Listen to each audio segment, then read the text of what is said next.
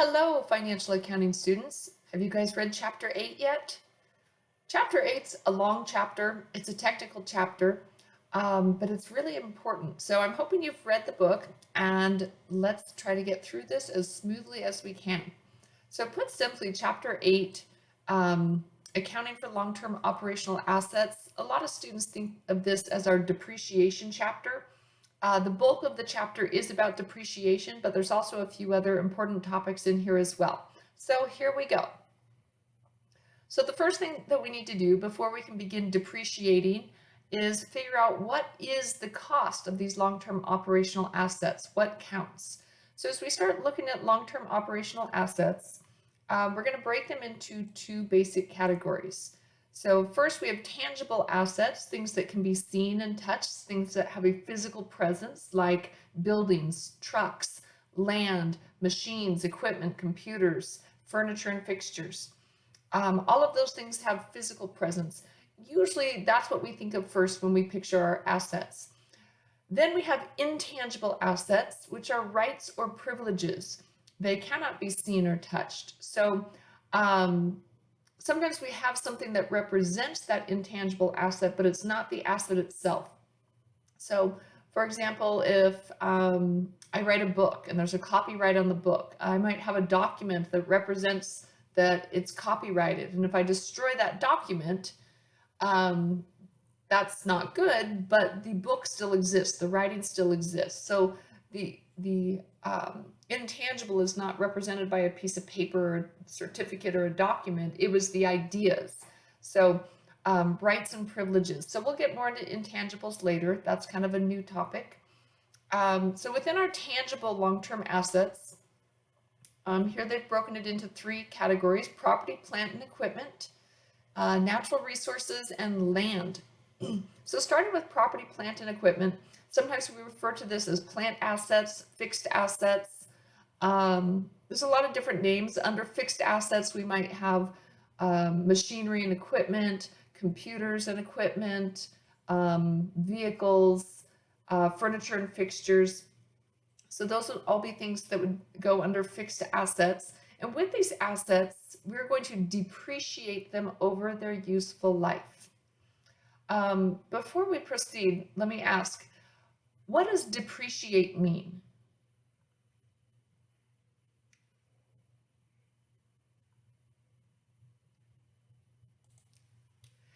Did you say something like an asset losing value over time?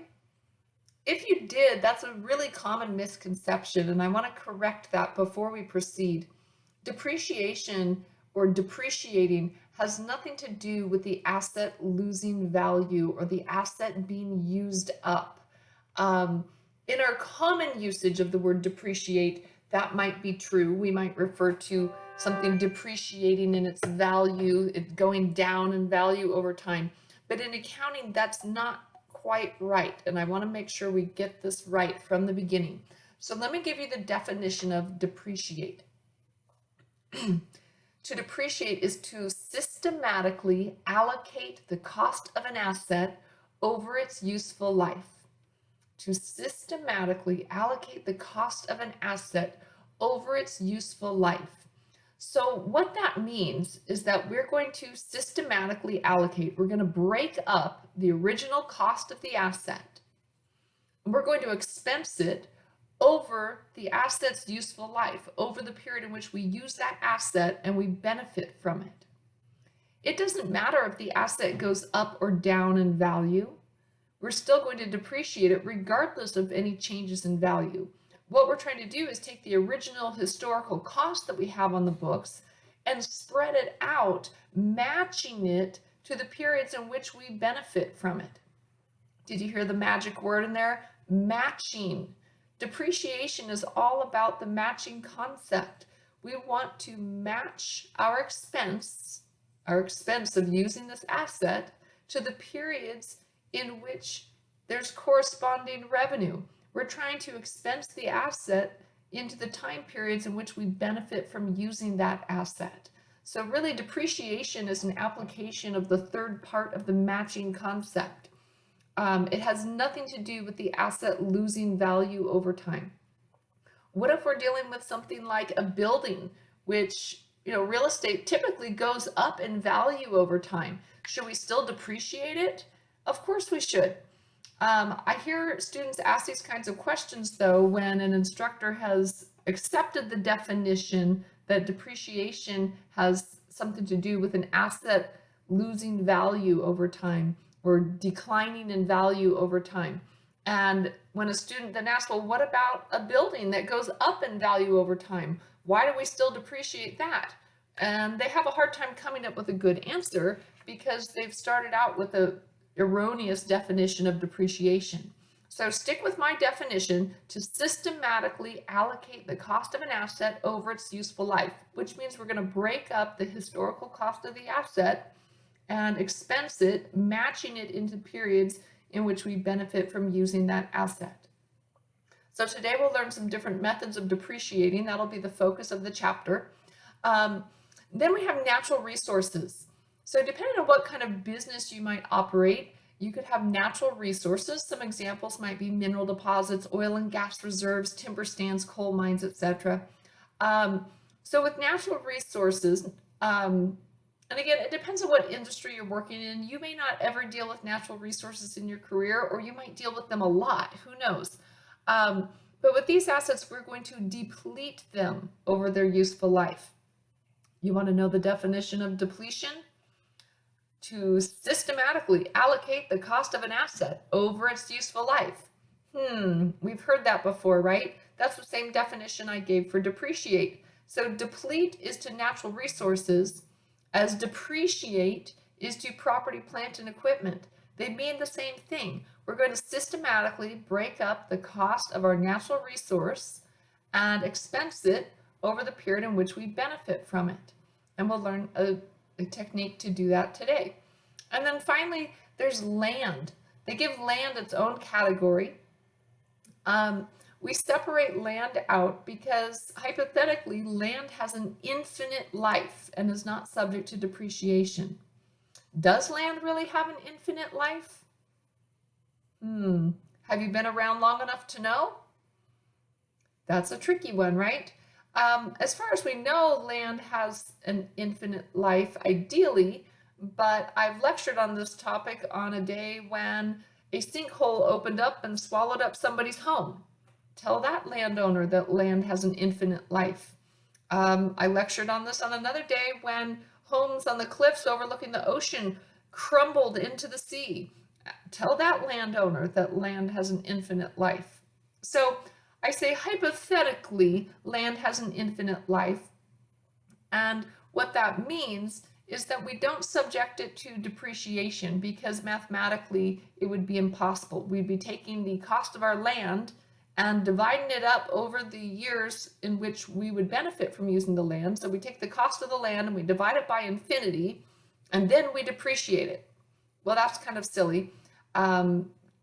We can't break it up over an infinite number of years. So what accounting theory just says, leave it alone. Assume that it's going to last forever, and we leave land alone and we don't depreciate it.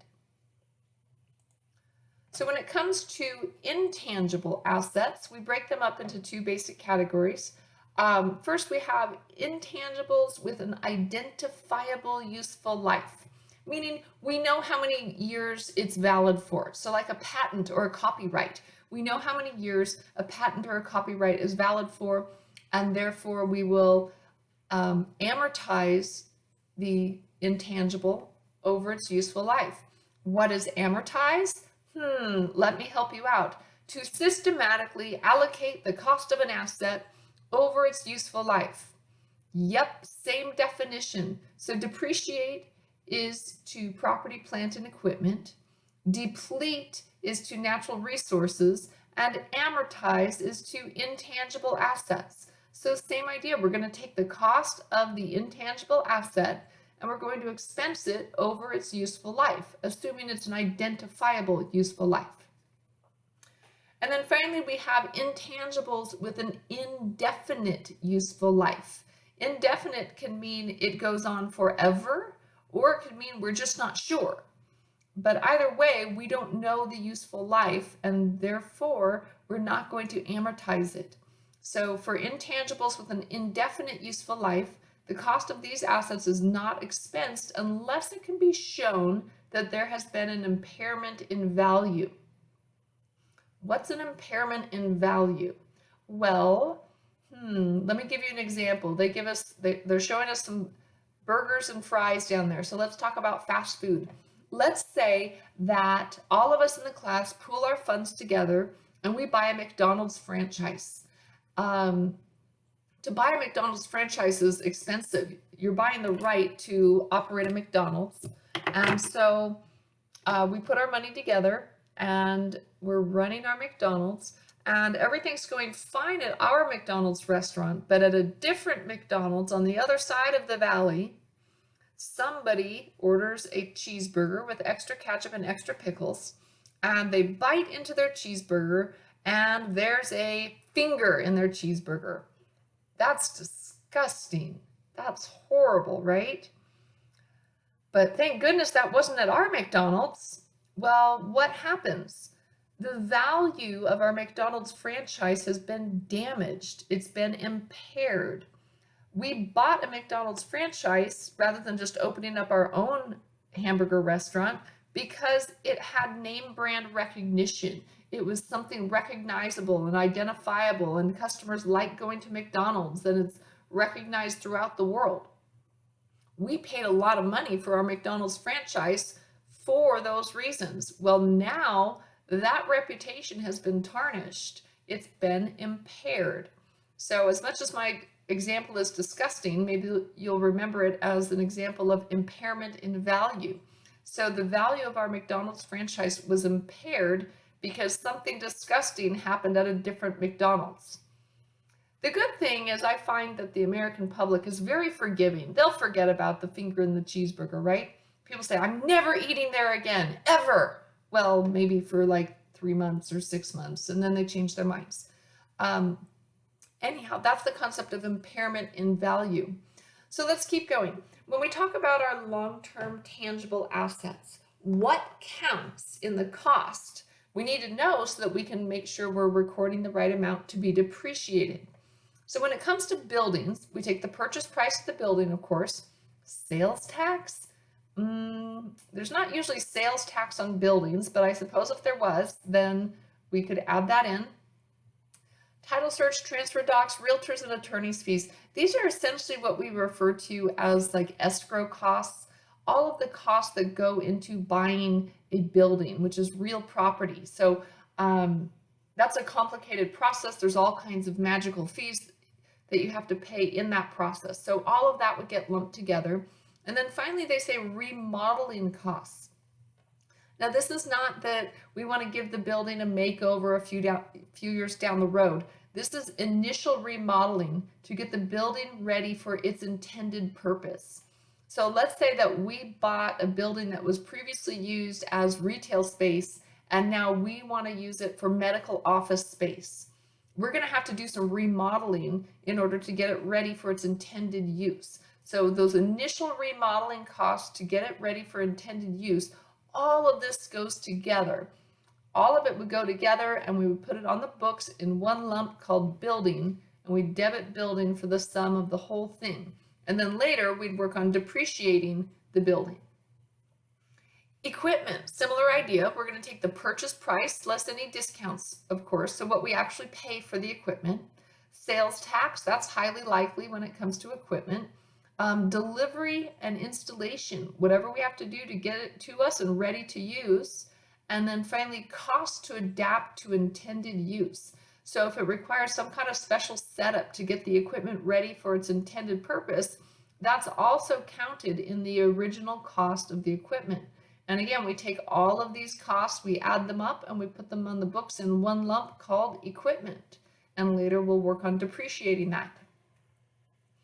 And then we have land. So for land, we need to know what to count as land so that we keep it separate and we don't depreciate it. So of course the purchase price, sales tax on land, I really don't think so. I can't think of any jurisdiction that has sales tax on land, but I suppose if it existed that we would add it in.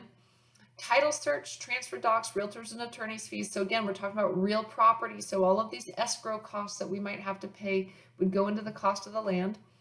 Cost of removal of old buildings and grading costs. So both of those items could be described as getting the land ready for its intended use. So if there's an old building on the piece of land that we bought that we didn't want, we just wanted the piece of land, then if we're going to remove the building, that's part of the cost of getting the land ready for its intended use. Grading, so if we need to make our flat lot hilly or our hilly lot flat, whatever we have to do to get it ready for its intended use initially. So all of that would go together. We'd add it all up and we'd put it on the books as land, and we'd keep it separate from our other long-term assets, and we'd know not to depreciate it because it's a special asset.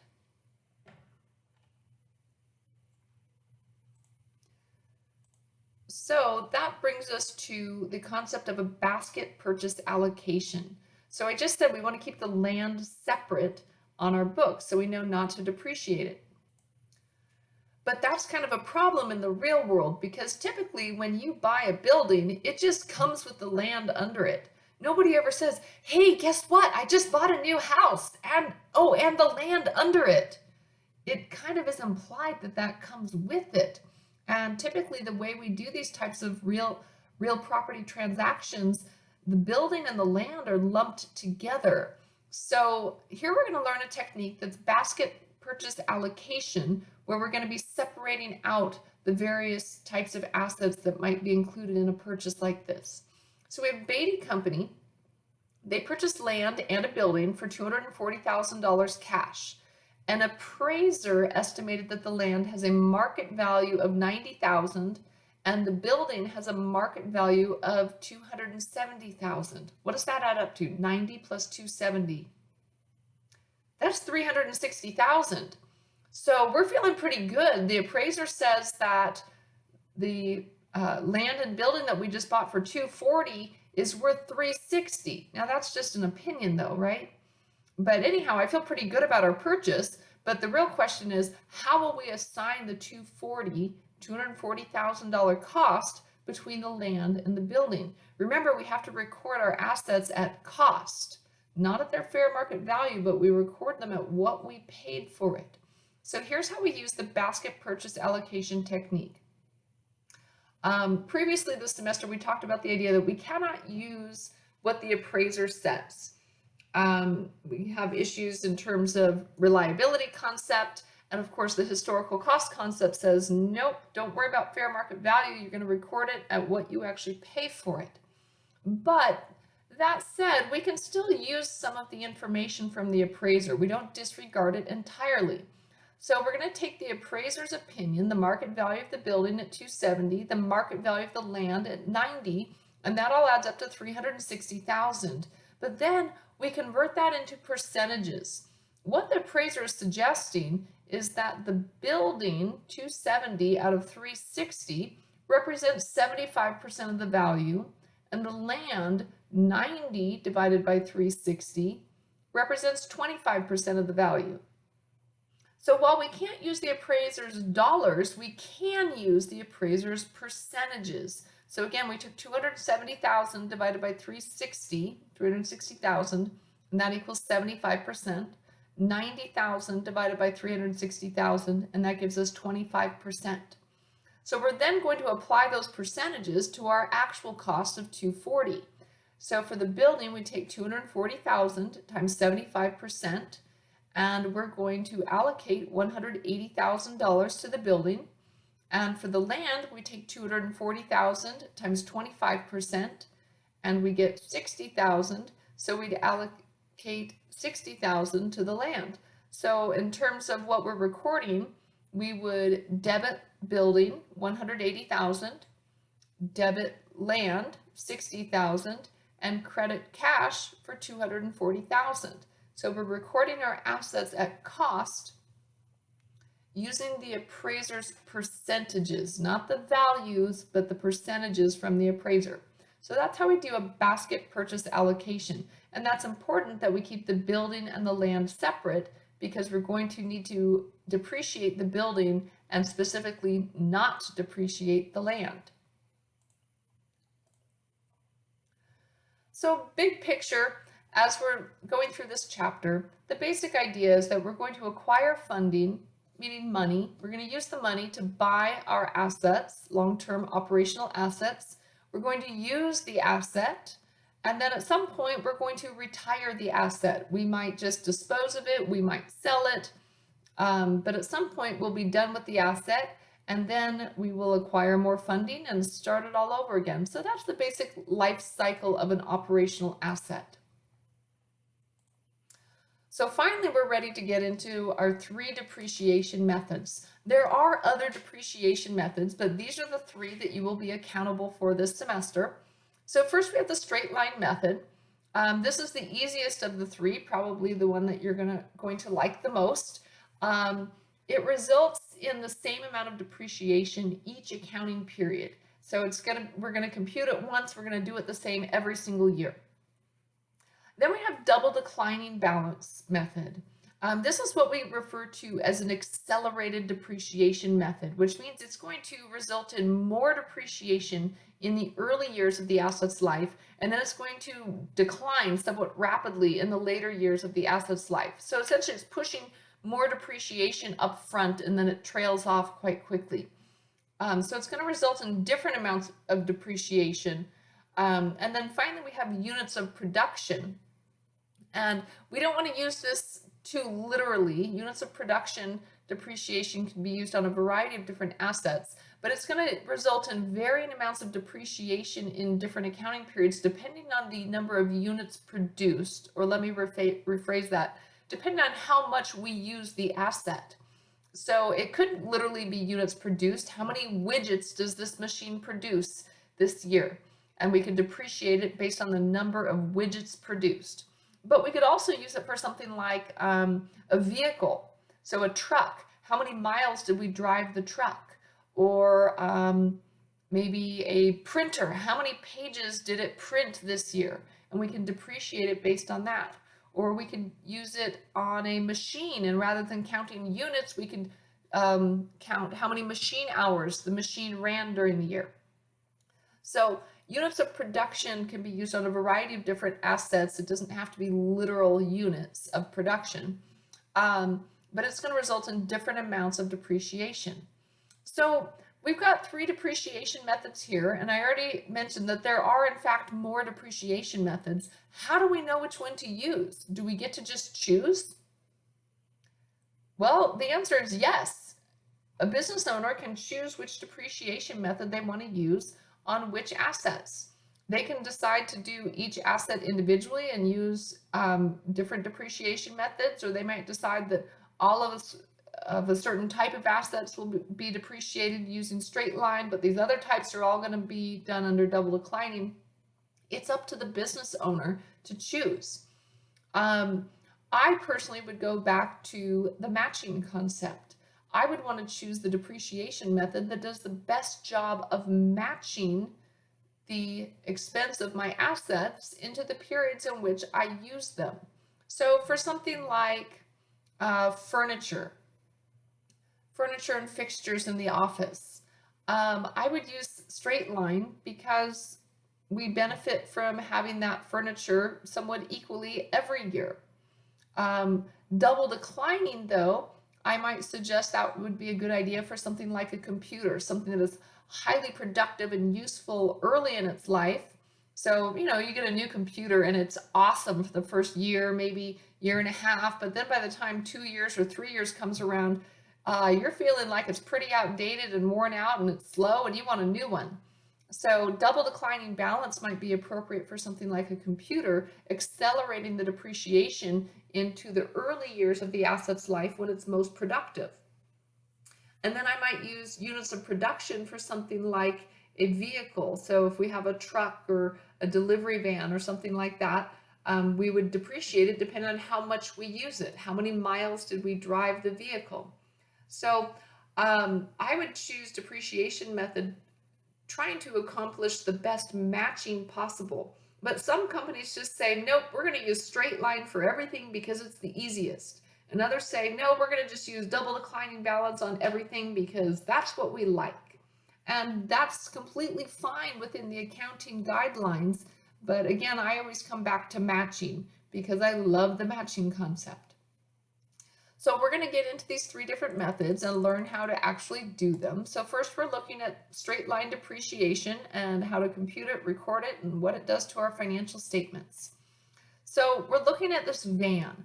The van has a salvage value of $4,000 and an estimated useful life of 4 years. So they're throwing some terminology at us here that we haven't talked about yet. So it appears that we're buying a van for $23,500. We're going to get a 10% discount on that. So no, we're not really buying it for $23,500. We have to subtract the discount. We do have to pay transportation cost on the van, and we also have to customize it to get it ready for use in our business. And all of that conveniently adds up to a nice round textbooky $24,000. Apparently no sales tax on the van, no licensing fees, none of that. So just $24,000 even. And they tell us that it has a salvage value of $4,000. What that means is what we think the van will be worth when we're done using it. So the scrap value is another way of saying it. So we think it'll be worth $4,000 when we're done using it. And we believe that it's going to have an estimated useful life of 4 years. So here's another point in accounting where we're using estimates. We don't have real information. We don't have a crystal ball. So we're estimating the salvage value. We don't know if 4,000 is true or not, but that's our best educated guess. And we also don't know that the useful life is going to be 4 years. It might be 3 years or 5 years. It could be 10 years. We don't know, but we think it's going to be 4 years. So we're estimating. Is that okay in accounting? So often we think of accounting as being very black and white, that there's a right answer and a wrong answer. And here again in this chapter, we're dealing with accountants making estimates because waiting for real information isn't practical. I can't say, sorry, I can't depreciate the van because I don't know what its real salvage value is going to be, and I don't know how many years we're going to use it for. So I'm just not going to depreciate it until I have that information. Well, that's going to create some problems. So we do have to come up with estimates and accept that our estimates are going to be good enough. So what we're going to do is we're going to take the cost of the van and divide it up and expense it over its useful life. So here's the start of our scenario. So we issued stock to acquire funding of $25,000 on January 1st. So we debit cash, credit common stock. That should be old news, back to chapter 1, right? Cash is going up and our common stock is going up. And of course, our cash flow is FA. Then we purchased the van. I love this. January 1st. There's so many assets that we acquire on January 1st in this textbook. It's amazing the amount of business that they conduct on January 1st, which is a federal holiday and most businesses are closed, but that's fine. They're buying the van on January 1st, which for computational reasons is really convenient for us, so we'll gladly accept it. But in the real world, that doesn't always happen. So we purchased the van on January 1st for a net cost of $24,000. So we debit van, so we keep that asset separate. We give it its own column, its own account. So we debit van and we credit cash for $24,000. So van's going up, cash is going down, so that's an asset exchange. And our cash flow, of course, is IA, investing activity. We're putting our money into an asset, an investment that we hope to benefit from for several years. A long-term asset. So then we use the van to generate revenue. So they say $8,000 of revenue for the period. So let's deal with that first. So revenue's going up $8,000, which is going to bring up our net income and therefore our retained earnings. And cash is going up $8,000. So we're debiting cash, crediting revenue, and our cash flow, of course, is OA. That's what we're in business to do. And then we have to depreciate the van. And here's how this works under straight line. We're going to take the cost of the asset, $24,000, minus the salvage value, and then we're going to divide that by years of useful life. So we've got 24,000 minus 4,000, so that's 20,000 in our numerator, and we divide that by 4 years, and we get $5,000 of depreciation per year. So each and every year we have to record our depreciation, and we're going to do that by debiting depreciation expense and crediting accumulated depreciation. So let's talk about that journal entry. Every time we record depreciation, regardless of which method we're using, it's going to be the same: debit depreciation expense, credit accumulated depreciation. But let's talk about those account titles because they're both new. So depreciation expense is an expense account, as you would expect. So that goes over here on the income statement. So the expense is going up with a debit, therefore bringing our net income down, and therefore our retained earnings is going down. And then we're crediting a new account called accumulated depreciation. Accumulated depreciation is a contra asset account. So last chapter we learned about contra asset accounts. A contra account is an opposite, it's against. So it's a negative asset that's going to carry a normal credit balance, and it's an offset against the related asset. So here we're recording $5,000 of accumulated depreciation. So we're recording that with a credit. It's an offset against its next door neighbor, which is the van itself. So we make a separate column for accumulated depreciation that carries a normal credit balance. We're going to leave the van alone. We have to leave it on the books at historical cost, but then right next door we'll have this contra asset that goes against the van, and there we are recording our accumulated depreciation. And that's a permanent account, so that's going to roll forward. It will accumulate all of the depreciation on this asset. So our book value at the end of year 1. Book value, that's a new term, and it's a really critical term this chapter. Book value is the cost of the asset less the accumulated depreciation.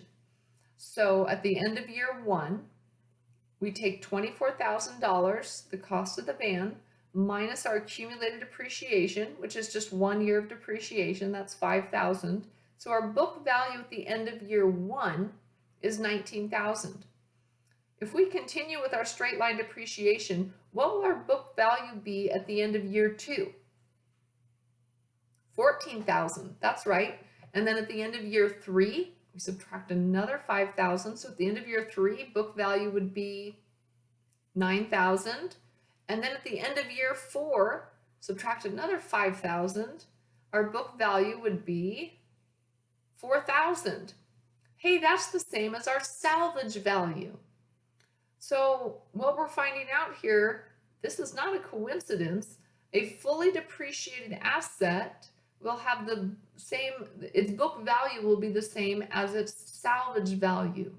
And that computation is built right into our straight line depreciation formula. When we take the cost of the asset minus salvage and divide it by years of useful life, mathematically what that will leave after, in this case, 4 years of useful life, after 4 years, it's going to leave a book value equal to our salvage value. And that is by design. So basic rule, we cannot depreciate an asset down below its salvage value. So our book value cannot go below our salvage value. For straight line, that's really easy. We just stop depreciating after 4 years. But for our other two methods, we're going to have to keep an eye on that. So remember that, tuck that away for a moment. We cannot depreciate our asset down below its salvage value. So once the book value equals the salvage value, we stop depreciating. So let's remember that when we get to double declining balance and units of production methods. So on our financial statements, what does this do? Well, in revenue, it looks like we're making steady revenue of $8,000 a year. And then our depreciation expense is also steady, $5,000 per year, because it's straight line. It's the same every year. Under assets, our van is there all 4 years, but what we see is our accumulated depreciation, the contra asset, is growing 5,000 each year. And at the end of any of those years, we could compute our book value by taking the van minus the accumulated depreciation. And so at the end of year 4, what do we see? We take van of 24,000 minus accumulated depreciation of 20,000, and our book value, sure enough, would be $4,000. On our statement of cash flows, really not a whole lot going on. The revenue's coming in, we bought the van, we issued some stock, but keep in mind that depreciation has no impact on our cash. So recording depreciation expense does not involve any cash. It's actually a year-end adjustment, and you know year-end adjustments don't involve any cash. So we're just matching the expense of our asset to the period in which it belongs. So we're spreading that asset out and we're expensing it over those 4 years. So next we're going to get into double declining balance. This is a little bit more complicated. Here they give us a whole screen of words, steps. It's kind of overload to me. I'm going to run through the steps really quickly, but I think it's better learned by looking at an example. So we'll go through these same 3 steps as we look at some numbers with it. So as I mentioned earlier, double declining balance is what we refer to as an accelerated depreciation method, meaning we accelerate, we push more depreciation into the early years of the asset's life, and then it's going to rapidly decline in the later years. And here's how we're going to compute it. So first, we have to determine the straight line rate of depreciation, which is simply 1 divided by years of useful life. Second, we're going to multiply that straight line rate by 2, doubling it, hence the term double declining. So we're doubling our straight line rate. And then thirdly, we're going to multiply our double declining rate by the book value of the asset at the beginning of the period. Good thing we just learned what book value is, right? It's the cost of the asset minus the accumulated depreciation. So let's apply these steps to our example here. So first, we're going to compute our straight line rate. So we just take 1 divided by 4. So under the straight line method, we'd be depreciating 25% of the asset each year. So for our van with 4 years of useful life, we take 1 divided by 4, and under straight line, we'd have 25% of the asset depreciated each year. But under double declining, we double that. So we multiply it by 2, and our double declining rate is now 50%. And then we're going to multiply our double declining rate of 50% by the book value of the asset at the beginning of the year. Well, at the beginning of year 1, when we bought the van, the book value is just $24,000. There is no accumulated depreciation yet. So we take $24,000 times 50%. So in year 1, our depreciation is going to be $12,000. Then in year 2, we compute our book value at the beginning of the year, which is the cost of $24,000, minus our accumulated depreciation. Well, there's only been 1 year of depreciation recorded, which was $12,000, which is a lot, by the way. We're depreciating half of the asset in year 1. Talk about an accelerated depreciation method. There it is, right? So our book value would be 24 minus 12, which of course is 12. And so we take 12,000 times 50%, and our year 2 depreciation expense, therefore, is 6,000. And then we move on to year 3. We take 24,000 minus the accumulated depreciation, which is the sum of the 2 prior years, 12 plus 6. So we're adding up all of our prior depreciation, which is 18,000. So we take 24,000 minus 18,000 gives us 6,000. And we multiply that by 50% and we get 3,000, right? It's not hard math. 6,000 times 50% is 3,000. Why do you think they struck that out and changed it to 2,000? Remember that little tidbit? You can't depreciate the asset down below its salvage value.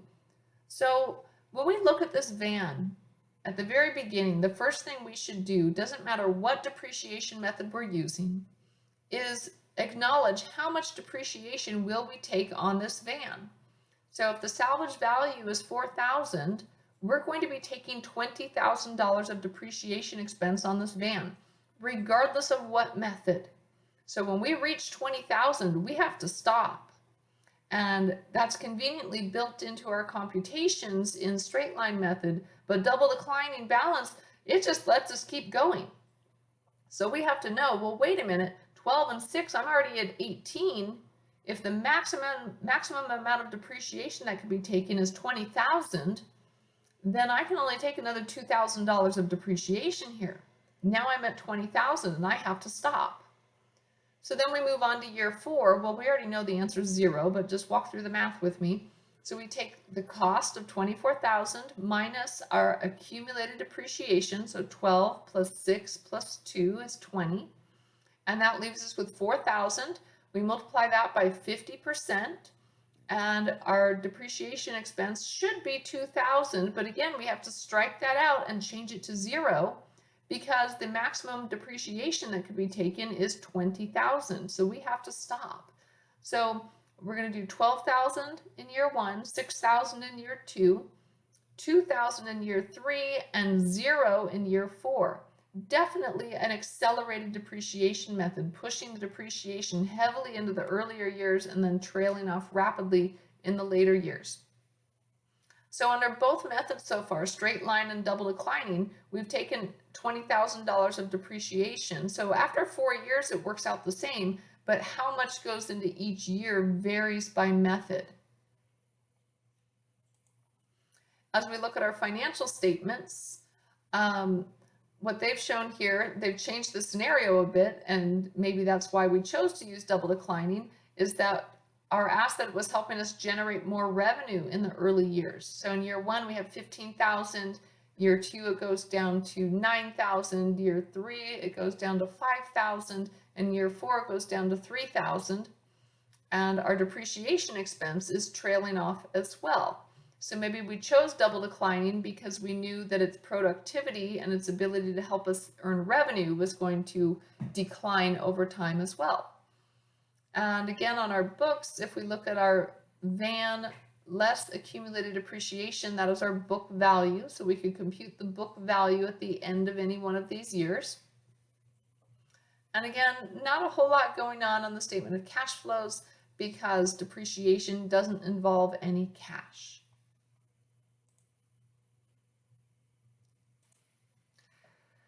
So our third and final method of depreciation that we'll be learning is units of production. So let's take a look how to do this. Some of it should look kind of familiar here. They've broken it down into 2 basic steps. So first, we need to compute our depreciation charge per unit of production.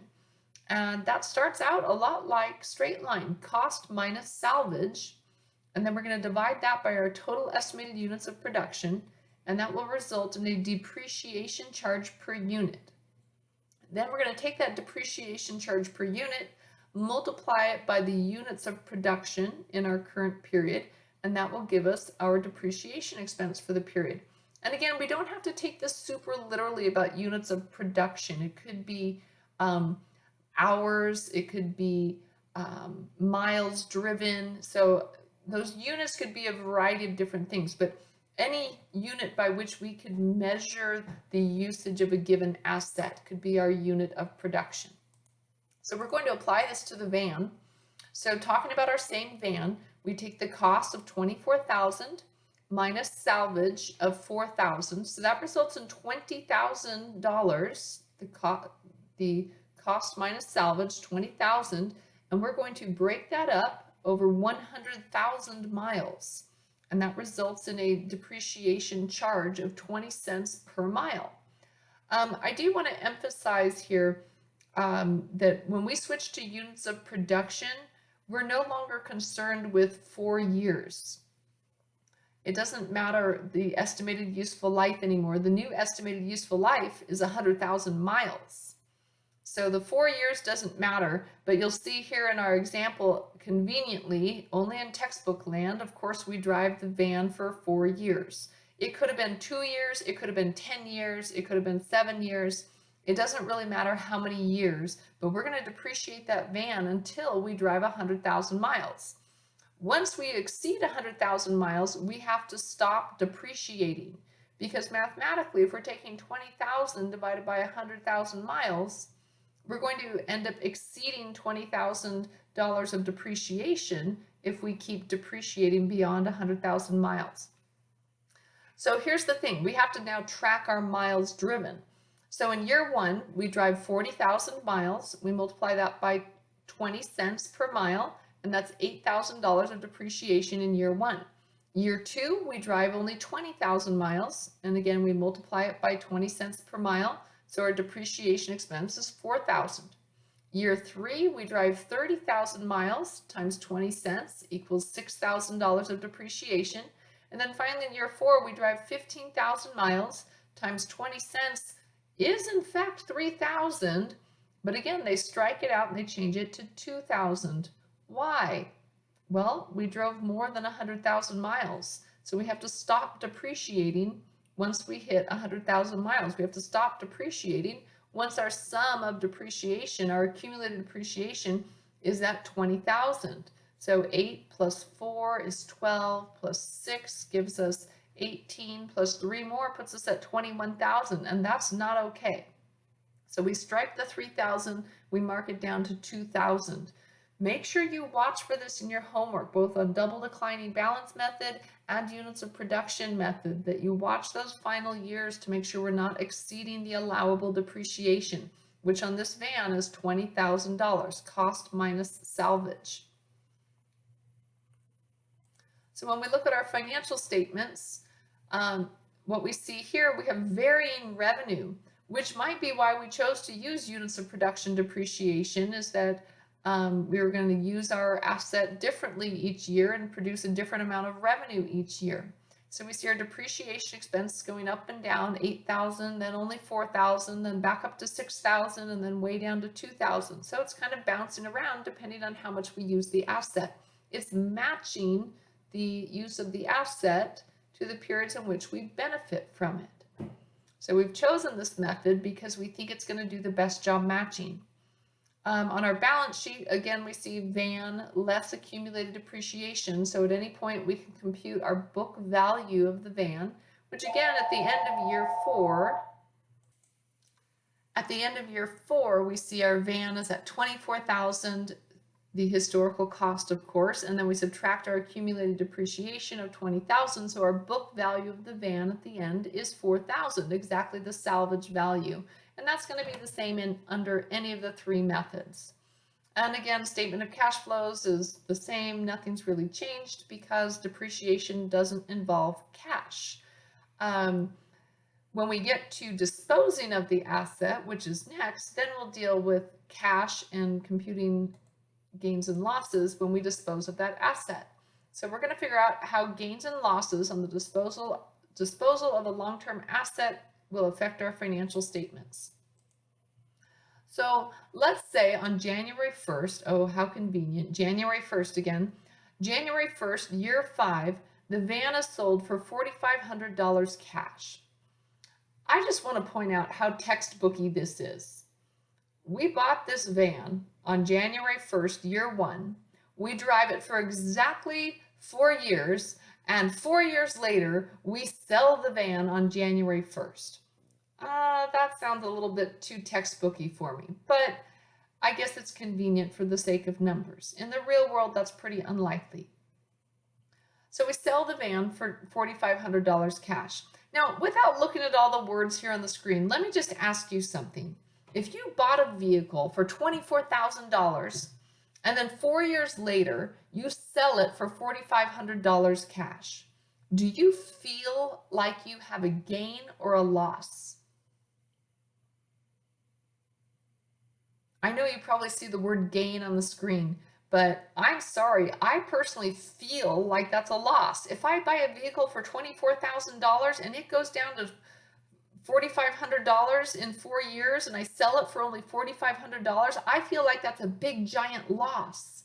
But that's not how we do it in accounting. We don't use feelings to start with, but we need to do the computations. So what they're showing us here at the top, if we take the book value of the asset at that point in time, which is $4,000, and we compare it with our cash proceeds, which is $4,500, our cash proceeds exceed the book value, and therefore we have a gain of $500. So that's how they've computed the gain. I'm going to focus in on the journal entries and my 3-step method, which you'll find yourself using a couple times this chapter.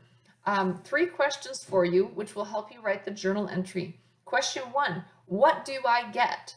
I'm selling the van for $4,500 cash. What do I get? You get cash. So you're going to debit cash for $4,500.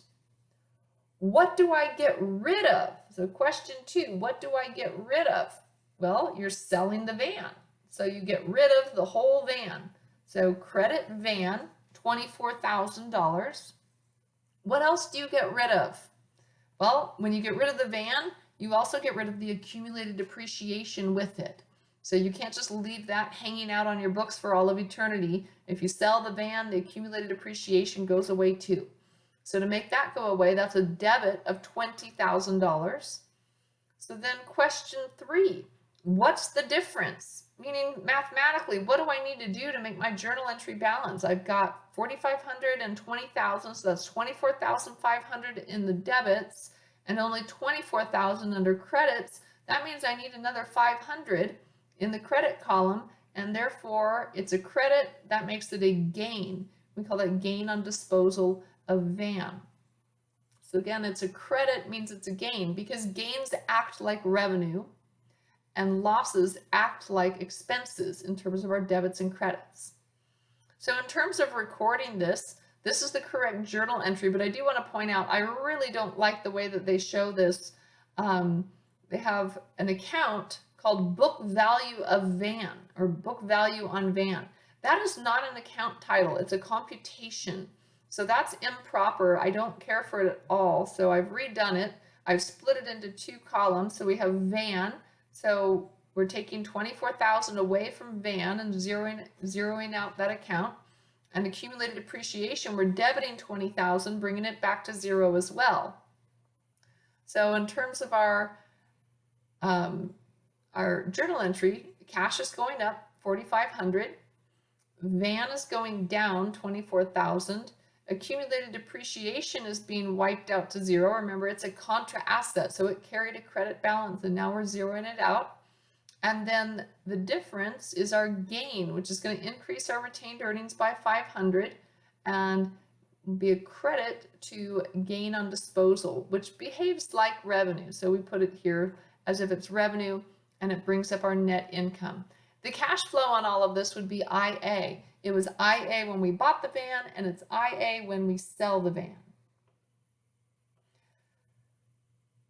So this is a quick graph showing our different depreciation methods. Over the course of 4 years, all 3 of the methods resulted in $20,000 of depreciation, but very different depending on what year, right? So the straight line right through the middle, that's our straight line depreciation, taking an even $5,000 of depreciation each year. This steep, rapidly declining line is, of course, double declining balance method. So it starts out high and then it drops off rapidly. And then this one bouncing around is units of production depreciation. So all 3 methods are perfectly acceptable and valid and simply result in a timing difference of when will we expense the depreciation on our asset. All 3 methods resulted after 4 years in $20,000 of depreciation. So our choice of depreciation method is really just a timing difference, if that makes sense. So what about for taxes? For tax purposes, wouldn't we want to choose the depreciation method that results in the most depreciation expense and therefore would lower our net income, our taxable income, and result in less tax? Well, when it comes to taxes, the government says, nope, we're going to tell you how to depreciate. We know better than you do, and we've come up with a system that you're going to use. So we don't get to choose our tax depreciation. Instead, what we have is what's called the Modified Accelerated Cost Recovery System, which is MACRS for short. Isn't that cute? Accountants just love acronyms. Of course, the Modified Accelerated Cost Recovery System replaced the original Accelerated Cost Recovery System, which was ACRS. They just put a little M in front of it and said it's brand new and shiny now. So our rate of depreciation depends on the class life, which is similar to years of useful life of the asset and the period in which we're calculating our depreciation. And they say there's currently 6 categories for property. Well, if we're not counting real estate, so for like fixed assets, not including real estate, they say there's 3-year, 5-year, 7-year, 10-year, 15-year, and 20-year property. If you want to throw in real estate, then we can get into 27.5, 31, and 39-year property. All of this sounds like a headache, doesn't it? Let me ask you something. Who writes tax law? Who writes our tax code? Who comes up with these tax laws?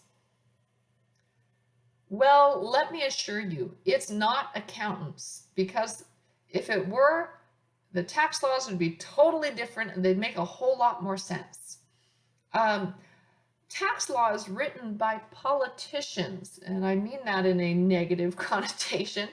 Tax law is written by politicians, and it doesn't matter what side of the aisle or no aisle. Politicians often don't have a lot of experience with accounting and taxes, and yet we trust them to write our tax laws. A lot of times when I look at our tax code, it makes sense, and I can figure out what was trying to be accomplished with this tax law.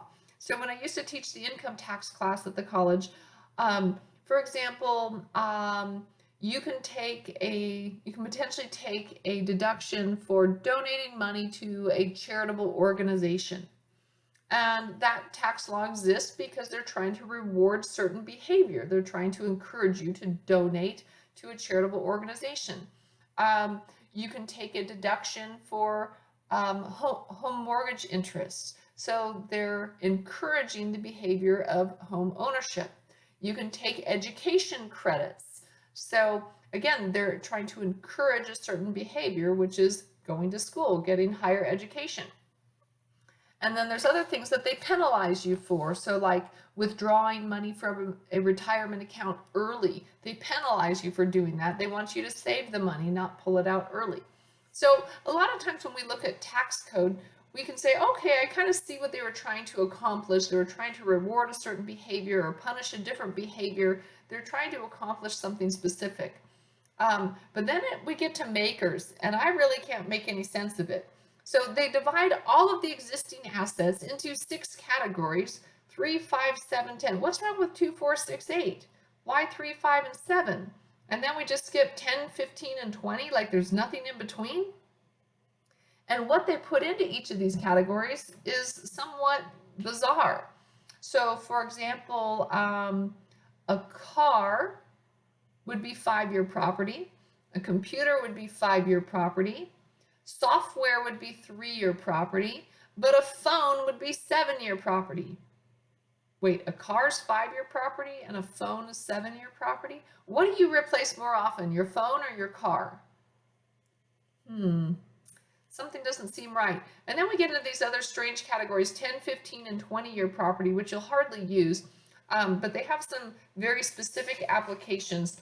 There's things like if you have a barn, it could be 15-year property, but if there's cows in your barn, it's 10-year property. But if there's grain in your barn, then it's 15. But if there's grain in your silo and cows in the barn, it goes back to 10. But if there's cows in the silo and grain in the barn, then it goes back to 15. Did any of that make sense? No, probably not. I'm just making up gibberish, but there's some really bizarre laws. There's one like that with boats as well, as to whether they push something or pull something. It's very bizarre. And you're thinking, why did anybody come up with this? Who spent the time to decide that a barn or a boat belongs in this category and a phone should be 7 years, but a computer and a car are 5 years? Who thought this through? And I point right back to our elected politicians. Love them or hate them, they write the tax law. The IRS is responsible for implementing and enforcing that tax law, but it's our politicians that write the crazy tax laws. So, what do you need to know? In terms of income tax depreciation, what I need you to know is that it's done using a system called MAKERS, and MAKERS will tell you the class life of your assets, and we're going to take a look at how it's done, but I don't need you necessarily to be able to do this, just to know that it exists. So if we're using MAKERS, and we have property that is 5-year property, of course we're going to depreciate our 5-year property for 6 years. Look at that. 5-year property is depreciated for 6 years, and 7-year property obviously would be depreciated over the course of 8 years. This is pretty strange, isn't it? So when it comes to 5-year property, it really is being depreciated over 5 years, but income tax depreciation, MAKERS, uses something called the half-year convention. So MAKERS is driven by double declining balance, but it uses the half-year convention, which is pretty much them saying, hey, we don't care what day of the year you buy your asset on. It could be January 1st or December 31st or March 42nd or July 17th. It doesn't matter what day it is. We're going to assume that you owned the asset for half of the year. Therefore, everything is purchased on July 1st.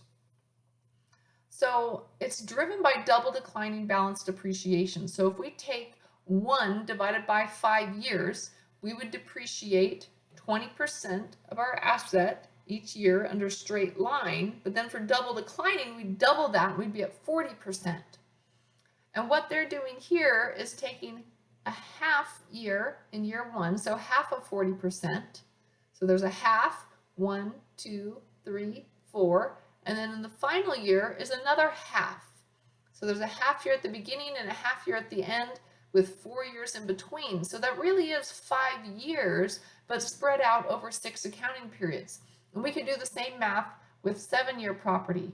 So they did 1 divided by 7 to get their straight line rate, and then they multiplied that by 2 to get their double declining rate, but then they divided by 2 again because the first year is a half year. So again, they've got a half at the beginning, 1, 2, 3, 4, 5, 6, and another half year at the end. And if we just use their percentages, we multiply it by the original cost of the asset. So it's a little bit neater and tidier than the double declining method. We don't have to compute the book value of the asset at the beginning of each year. We just take the percentages that are given to us in the depreciation tables and we multiply it by the cost of the asset, and we get our total depreciation over the course of the asset's life. Adds up to $10,000 in this case. Oh yeah, and by the way, there's no salvage value. What? That's not very realistic, is it? Again, tax law written by politicians. So not accountants, but politicians. So yeah, MAKERS depreciation says thou shalt use half-year convention, meaning everything is bought and sold halfway through the year, and that nothing has any salvage value. You're going to depreciate all of your assets right down to 0. So for income taxes, you're going to use MAKERS. And again, what I need you to know is that tax depreciation is usually different than our book depreciation. We use MAKERS. MAKERS involves the half-year convention and no salvage value. I think those are probably the key points. If you know that much about tax depreciation, you should be fine. Do keep in mind that we're potentially then going to have 2 different depreciation methods. One that we use on our books, we might choose straight line, double declining, or units of production. And then separately on our taxes, we will compute our tax return using MAKERS depreciation. Some small businesses opt out of having a separate book depreciation method, and they'll just adopt whatever tax depreciation it is. Some small businesses don't actually compute their own depreciation. They wait for their accountant to do it when they do their tax return, and they only record it then. So some small businesses do use their tax depreciation as their book depreciation. But many businesses are going to have book depreciation, and then separately they have a different tax depreciation figure. Estimates. So earlier in this chapter, we had to make some estimates. We had to estimate the useful life of the asset in years. We had to estimate the salvage value of our asset. What if we're wrong? Well, here's what we do.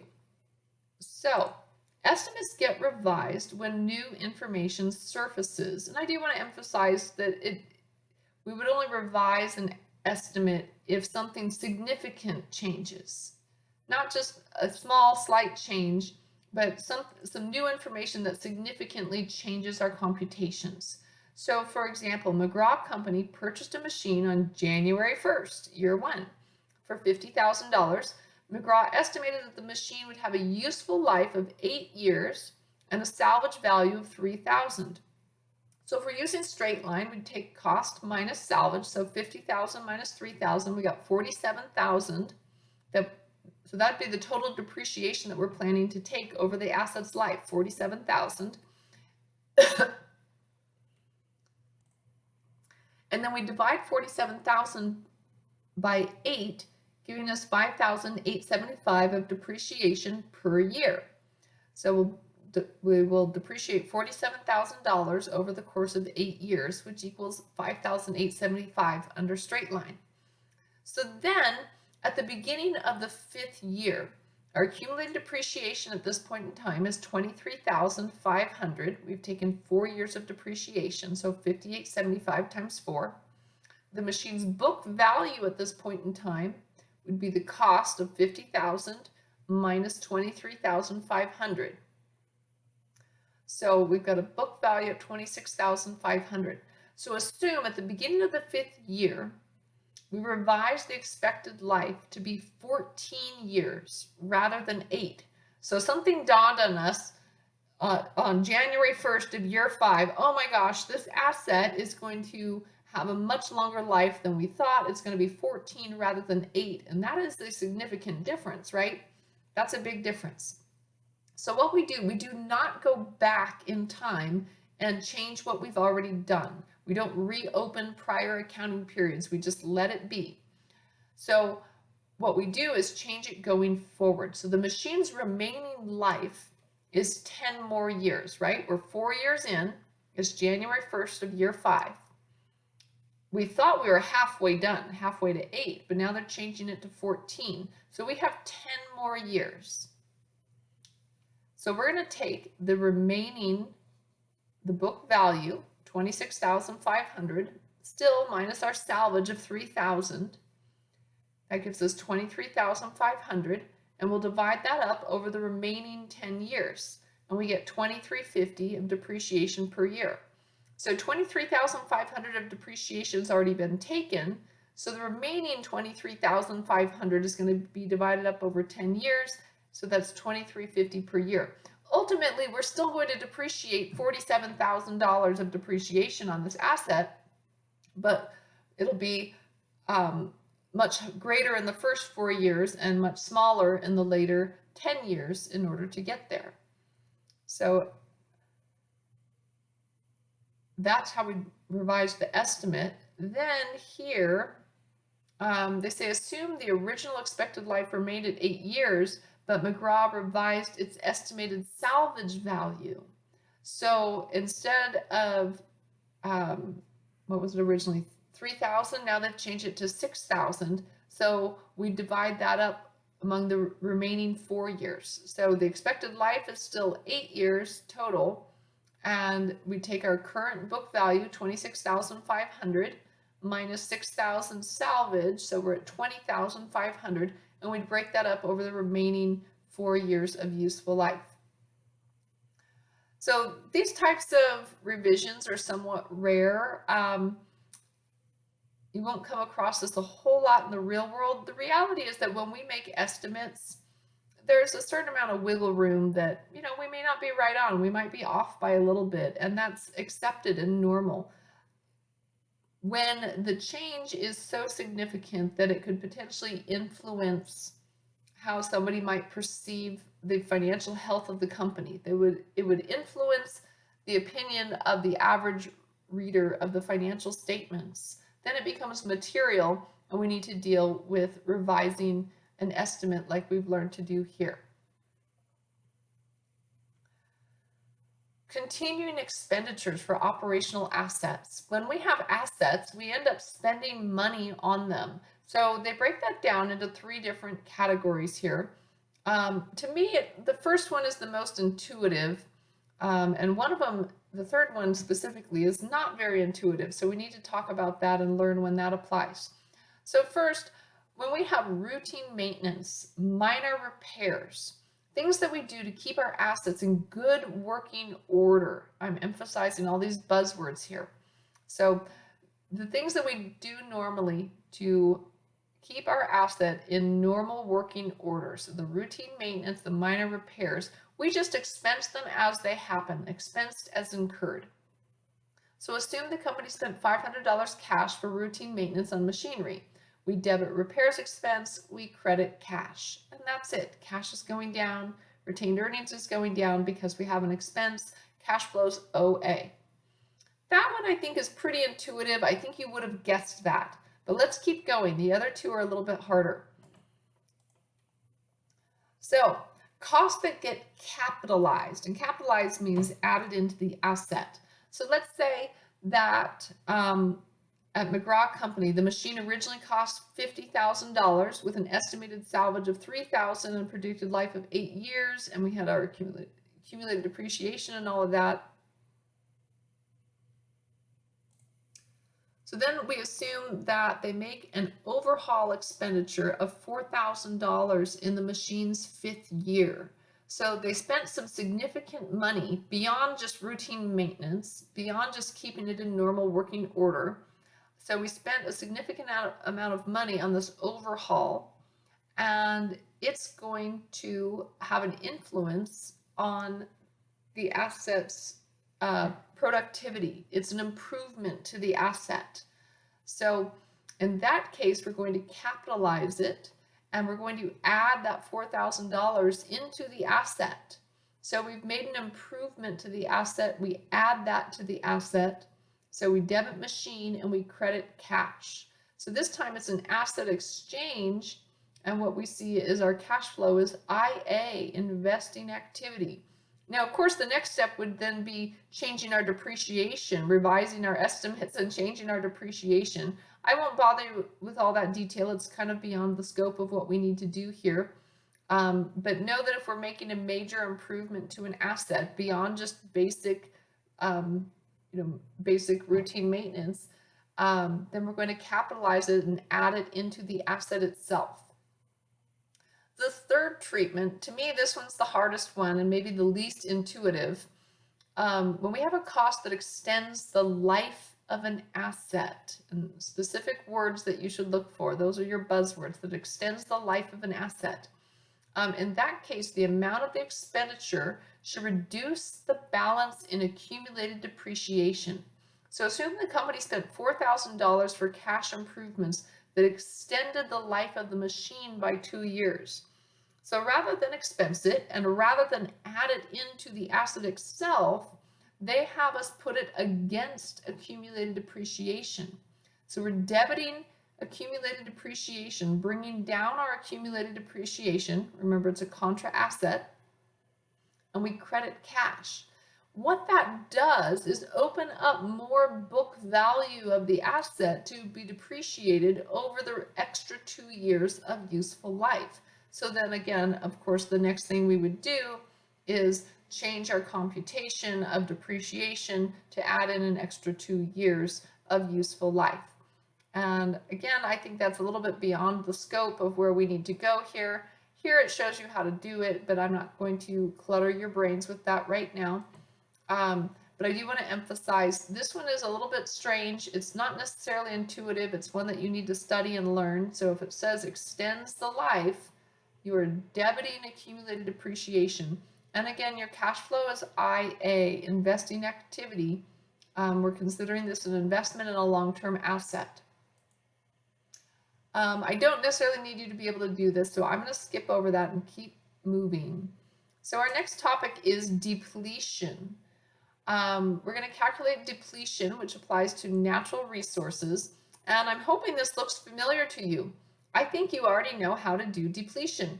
Depletion is actually done the same as units of production depreciation. So we'll take the cost of the asset minus salvage, divided by our total estimated units recoverable, and we get our depletion charge per unit of resource. And then we take that depletion charge per unit, multiply it by the number of units extracted and sold. So that's kind of unique to natural resources, that we're multiplying by units extracted and sold, and that's our periodic depletion expense. So here's our example. Apex Coal Mining paid $4 million cash to purchase a mine expected to yield 16 million tons of coal. After all the coal is extracted, the mine is not expected to have any salvage value. Go figure, right? During the year, the company extracted and sold 360,000 tons of coal. So step one, we have to compute our depletion charge per unit. So we take cost minus salvage, 4 million minus 0, and we divide it by 16 million tons, and we come up with 25 cents per ton extracted and sold. And then they tell us that it was 360 tons. So we multiply 360 tons times 25 cents per ton. Our depreciation, oh boy, I'm tongue-tied. Our depletion expense for the year will be $90,000. So here they're showing our journal entries. Just to buy the coal mine, we debit coal mine, credit cash, which would be a big giant IA for our cash flow. And then to record depletion expense, we debit a new account called depletion expense. We keep it separate from depreciation. And then they have us credit coal mine directly. So we don't have an accumulated depletion. We put it directly against the asset. And we do need to be careful with that. On our balance sheet, we need to show coal mine less depletion or net of depletion, so that the readers of the financial statements know that we've netted out the depletion, that that's not our historical cost necessarily, it's the cost less the depletion. So essentially we're going to display our book value on the balance sheet. So that's depletion. Moving on, we're going to look at our intangible assets. So first we need to learn what some of these intangibles are, and I'm going to run through those quickly. When it comes to the intangibles, I don't need you to memorize them. I don't need you to memorize how many years any particular intangible is valid for. If I want you to amortize something, it's going to tell you how many years. You don't have to guess, you don't have to memorize it. So it will be evident in front of you how many years you should amortize something over. And if it doesn't tell you how many years, then maybe that's a good hint that it's not supposed to be amortized. So a trademark, a name or symbol that identifies a company or product. The cost of the trademark may include design, purchase, or defense of the trademark. So I think you're all familiar with the concept of trademark. We have some amazing trademarks these days. When you think of a really good, valuable trademark, it's so good that it doesn't even need words. If I see you wearing a shirt with a swoosh on it, I know it's Nike. It doesn't even have to say Nike. If you go and you get a hamburger someplace with golden arches out front, I know we're talking about McDonald's, right? These are great trademarks that have immense value to these companies. You know, my favorite one, I can imagine the inventors of this amazing trademark. Hey, listen, I have this great idea. Our symbol, our trademark, it's not going to be one line. It's not going to be two lines. We're going to put 3 lines next to each other. Adidas. How simple is that? But it's so recognizable. I could say, well, maybe not very creative, but it's working for them, right? If I see you wearing pants with 3 stripes down the side, those are Adidas. So what about this part, the defense of a trademark? So let's say that my dad's name is Mike, and my dad really likes cheap shoes. So I decided to open up a shoe company called Mikey's, and we're going to make cheap shoes. And our trademark is an upside down swoosh. What do you think? Is this going to be a problem? I have a strange feeling we're going to receive a strongly worded letter telling us to cease and desist. Can I open up a shoe company called Mikey's and use an upside down swoosh as my trademark? Probably not. So for Nike, the defense of that trademark would be part of their cost of maintaining their trademark. A patent, the exclusive legal right to produce and sell a product that has one or more unique features. Typically, the legal life of a patent is 20 years, but again, like I told you, if I need you to amortize something, I'm going to tell you how many years, so don't worry about that. So we would acquire a patent when we have some brilliant idea. It gives us the right to produce and sell that product, and again, it has to be unique. Copyrights, protection of writings, musical composition, work of art, or other intellectual property. So the protection extends for the life of the creator plus 70 years. That's a long time, right?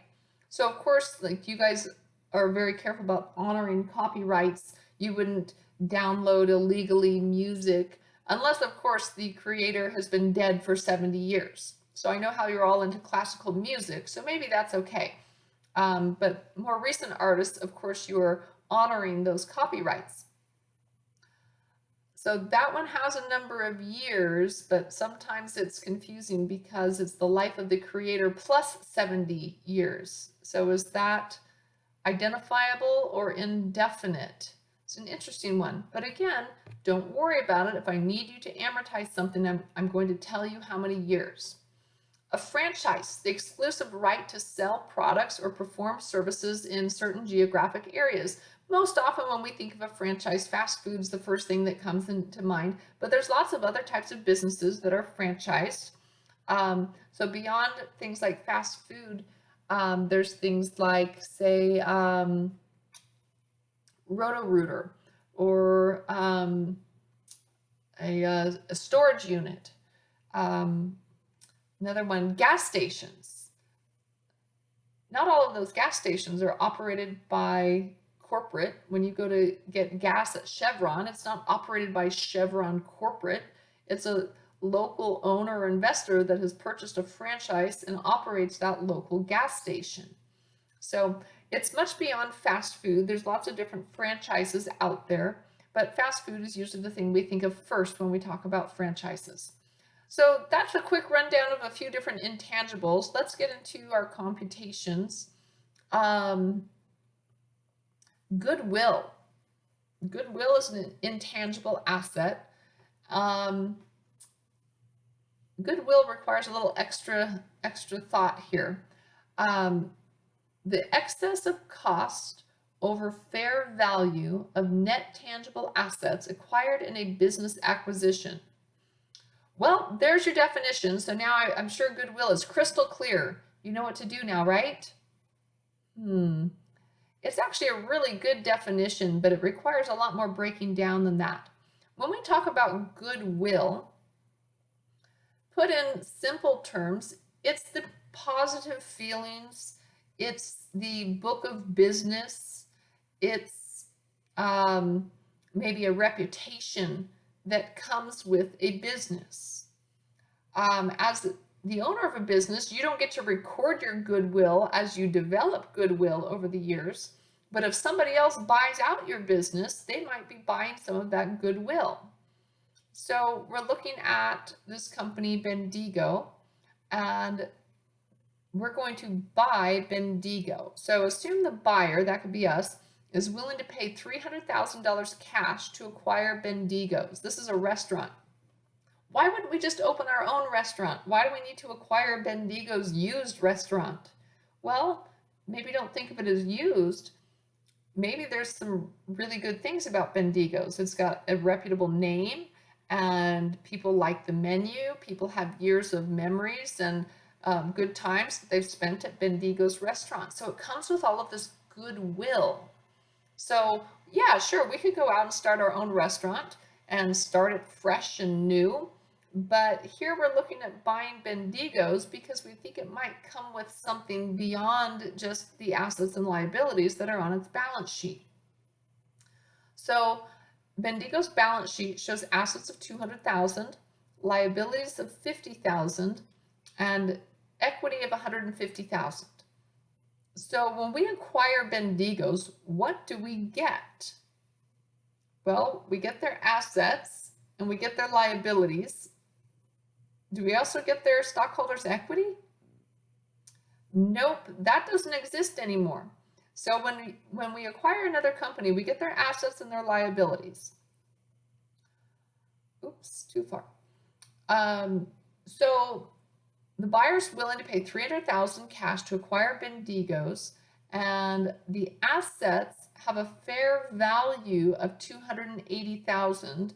And we also have to assume the liabilities, which that kind of comes with the territory. When you buy another company, you get their assets, but you also get stuck with the liabilities that encumber those assets.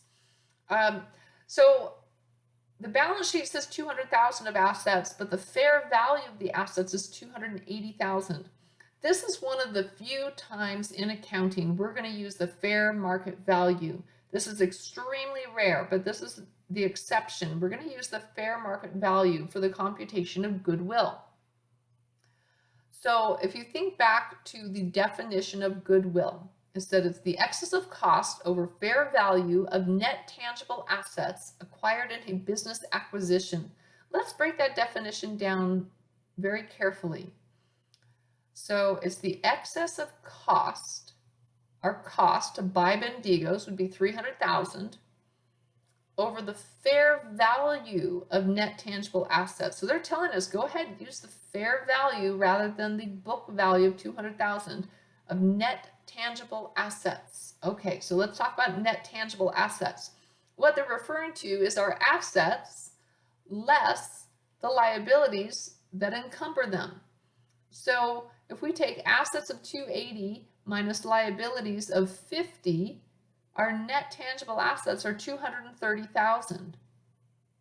So goodwill is the excess of cost, $300,000, over our net tangible assets, which is $280 minus $50, $230,000. So essentially, why would we be willing to pay $300,000 to acquire net assets of $230,000? Why are we so crazy that we're overpaying by $70,000? And the answer is that we believe that the company's coming with some goodwill.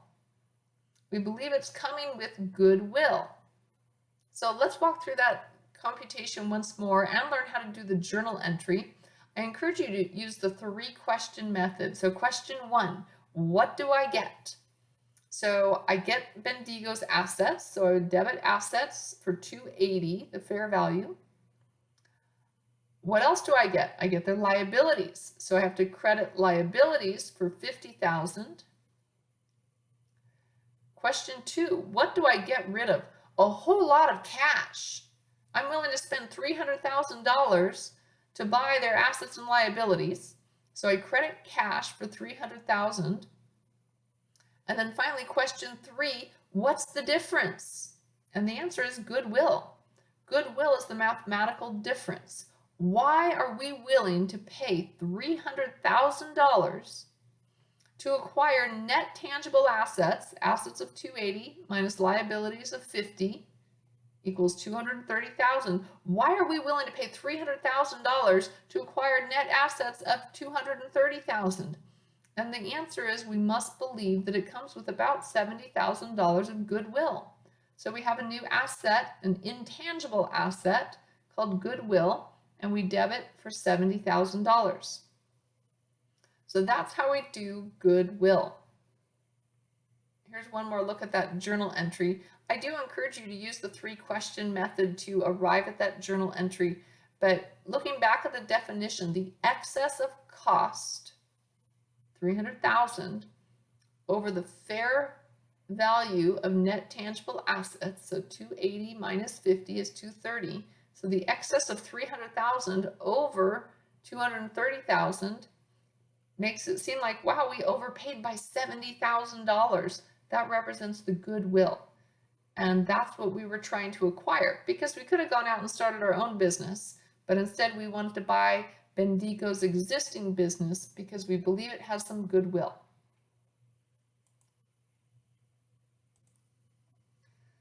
So amortization, when we have an intangible asset with an identifiable useful life, we're going to amortize it. So let's take a look at our example here.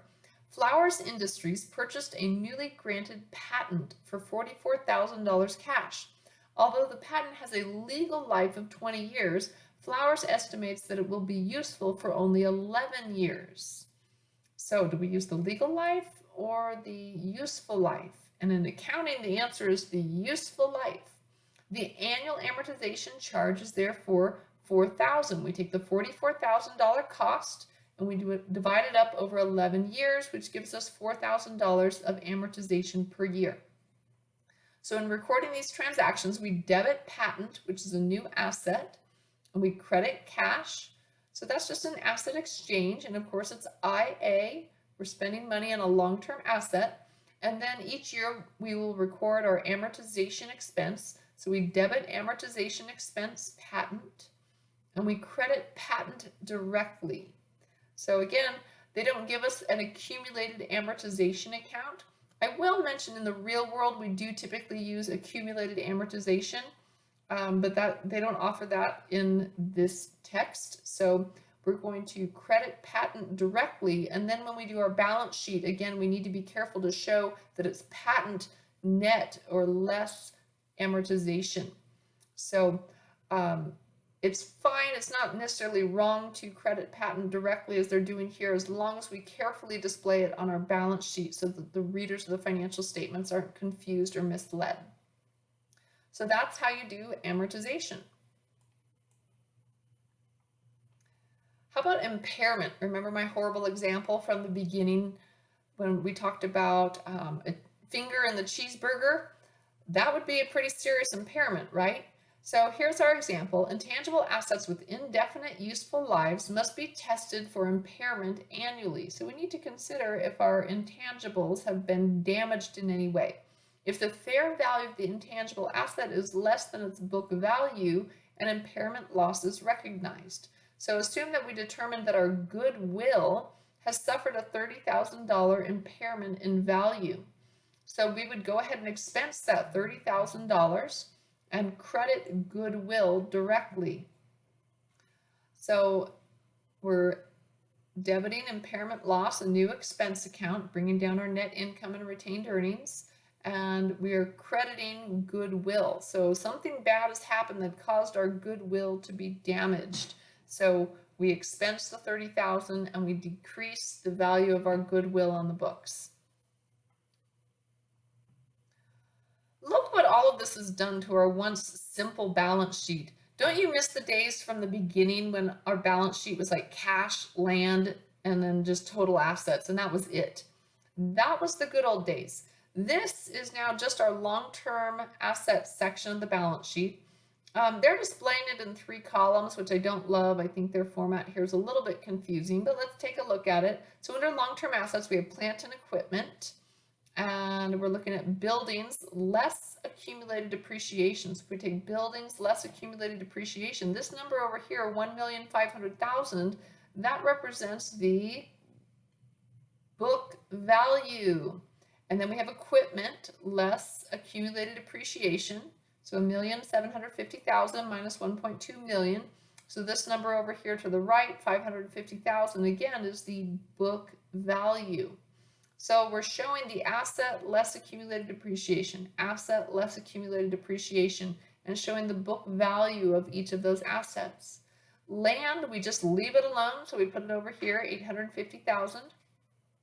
And we have natural resources, and notice how they show it, mineral deposits, less depletion.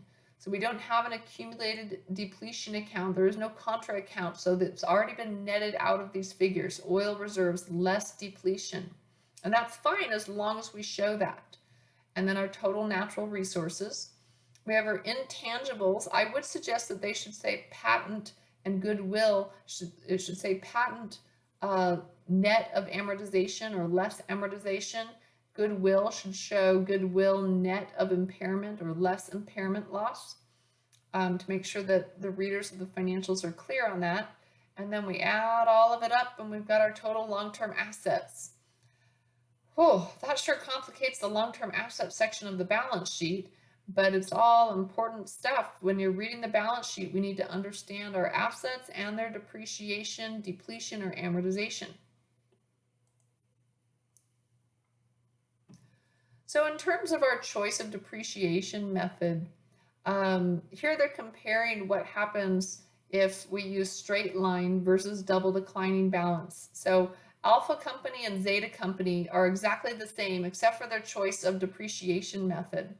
And all they're showing here is that that choice can potentially have an impact on our net income. Now remember, for taxes, don't worry about it. We're all going to use the same type of tax depreciation under makers. But in terms of our financial statements, we do want to thoughtfully choose an appropriate depreciation method because it clearly impacts our bottom line. So at Alpha Company, they have depreciation expense under straight line method of $4,000 a year, but at Zeta Company, they're using double declining balance. So it changes each year. So what that's doing, though, is changing our net income, which could potentially influence maybe somebody looking to invest. And in this case, Alpha Company looks better than Zeta Company, but really only because of our choice of depreciation method. Those differences also carry over to the balance sheet, of course. So if we take our asset less accumulated depreciation, the book value of the assets at Alpha Company would be greater than at Zeta Company, at least in year 1 and year 2.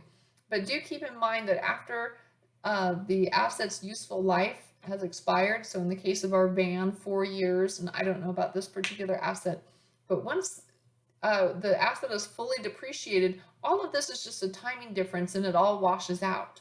But here we're looking at year 1 and year 2, and it clearly does make a difference.